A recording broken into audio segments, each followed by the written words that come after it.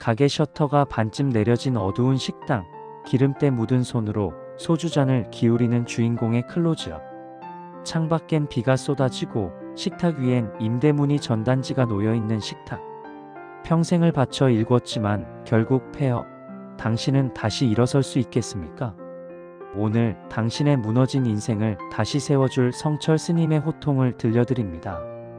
30년 직장 생활의 결실이었던 퇴직금 3억 원. 그 피 같은 돈이 물거품처럼 사라지는 데는 채 2년이 걸리지 않았습니다. 오늘도 단 한 명의 손님도 들지 않은 식당 문을 걸어 잠그며 생각합니다. 대체 어디서부터 잘못된 걸까?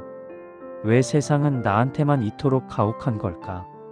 가장 믿었던 고향 친구는 바로 옆 건물에 똑같은 가게를 차려 내 등에 칼을 꽂았고, 형님, 사장님 하며 따르던 동생들은 돈줄이 마르자 약속이라도 한 듯 연락을 끊어버렸습니다. 이제 남은 건 감당할 수 없는 빚더미와 자식들에게 짐이 될지도 모른다는 끔찍한 공포뿐이죠. 혹시 당신도 베란다 난간 끝에 서서 딱 한 걸음만 떼면 이 지옥이 끝날까라는 위험한 상상을 하며 밤을 지새우고 계시진 않나요? 오늘 이 이야기는 단순히 다 잘 될 거다라는 흔한 위로가 아닙니다. 8년 동안 눕지도 않고 수행하며 스스로를 극한의 고립으로 몰아넣었던 가야산의 거인 성철 스님이 당신의 무너진 영혼에 던지는 호통이자 가르침입니다. 오늘 이 영상을 끝까지 보신다면 당신을 괴롭히던 그 지독한 실패와 배신의 기억이 사실은 당신을 무너뜨릴 수 없다는 위대한 진실을 마주하게 될 것입니다. 당신의 인생이라는 산을 다시 세우는 기적, 지금 시작합니다. 오늘도 텅 빈 가게 문을 잠그며 내가 왜 살아야 하나라는 무거운 질문을 던지는 당신에게 묻고 싶습니다. 당신의 인생은 정말 여기서 끝인 걸까요?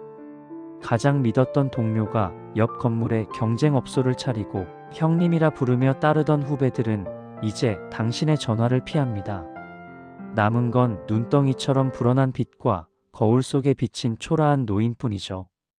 베란다 난간 끝에서 한 걸음만 떼면 이 지옥이 끝날까 고민하며 밤을 지새우는 당신에게 오늘 가야산의 거인 성철 스님이 죽비 같은 호통을 던집니다. 오늘 이 이야기는 뻔한 위로가 아닙니다.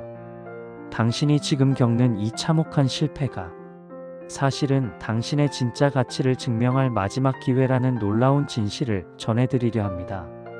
지금 당신의 인생을 바꿀 시간이 시작됩니다. 60세 박 씨는 은퇴 후 당당한 가장이 되고 싶었습니다. 아이들 결혼 자금이라도 더 보태주려 28년 바친 회사 퇴직금을 털어번 듯한 식당을 차렸죠. 처음엔 줄을 서던 손님들도 불황의 파도를 피하진 못했습니다. 하지만 진짜 절망은 돈이 아니라 사람에게서 왔습니다. 주방 비법을 빼돌려 야반도주한 주방장, 그리고 그 주방장을 매수해 바로 옆 골목에 똑같은 식당을 차린 20년 지기 고향 친구 박 씨가 울분을 토하며 친구를 찾아갔을 때 돌아온 말은 비즈니스의 친구가 어딨냐는 차가운 비웃음뿐이었습니다.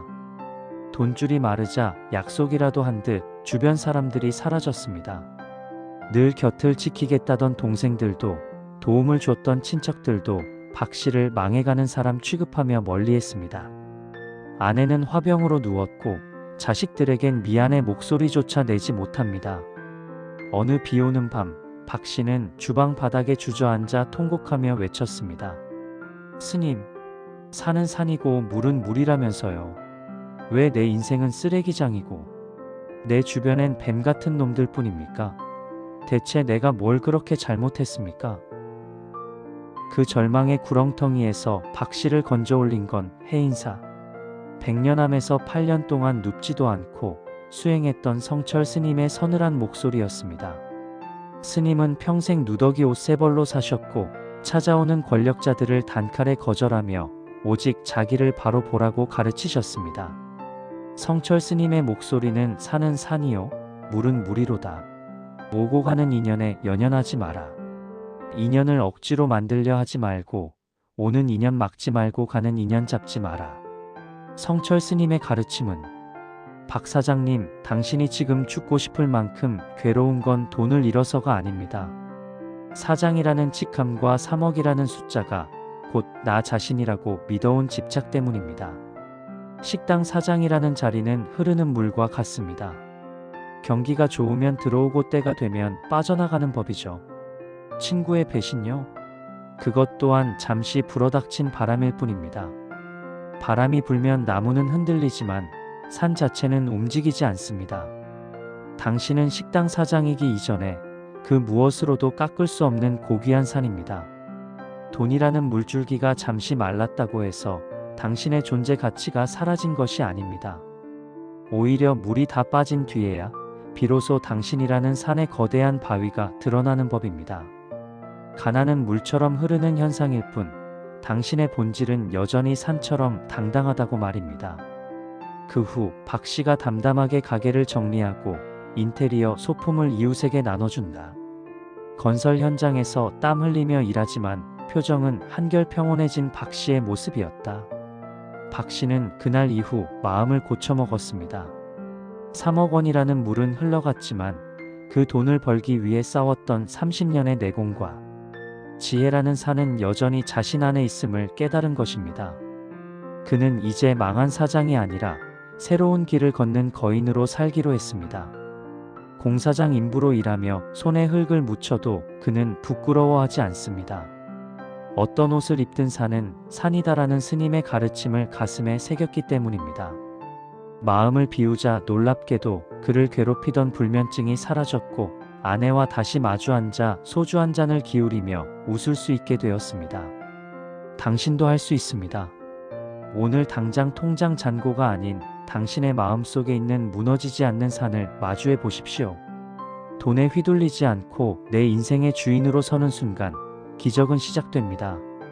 오늘 성철 스님의 이 호통 같은 위로가 폐업을 고민하며 밤을 지새우는 당신에게 혹은 배신의 상처에 피눈물을 흘리는 당신에게 작은 등불이 되었길 바랍니다. 산은 계절에 따라 옷을 갈아입을 뿐입니다. 지금 당신의 산에 낙엽이 지고 눈보라가 친다고 해서 산이 죽은 것이 아닙니다. 그 시련을 견뎌낸 산만이 가장 찬란한 봄꽃을 피워내는 법입니다. 지금 당신을 가장 힘들게 하는 현실이나 인연의 아픔이 있다면 댓글로 남겨주세요. 이곳이 당신의 무거운 마음을 털어놓는 대나무 숲이 되어드리겠습니다. 저희가 함께 응원하며 기도하겠습니다. 당신은 여전히 단단하고 아름다운 산입니다. 시청해주셔서 감사합니다.